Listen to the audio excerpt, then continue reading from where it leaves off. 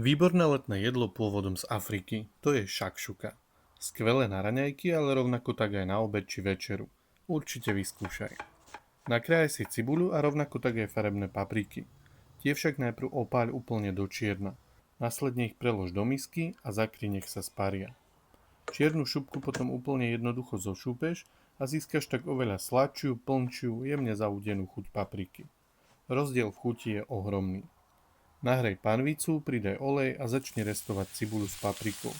Zhruba po 10 minútach pridaj cesnak a pokračuj v restovaní.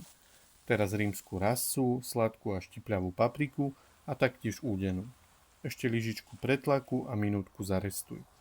Základ je hotový, môžeš pridať paradajky. Použij sladké drvené, ale pridaj aj čerstvé. Ešte deci vody, soľ, čierne korenie a prikryj na 20 minút. Zatiaľ si nakrájaj petržlenovú vňať, ktorú použiješ úplne na záver. Odkryj, vytvor miesto pre vajíčka a pridaj ich do panvice. Na minútku zakry.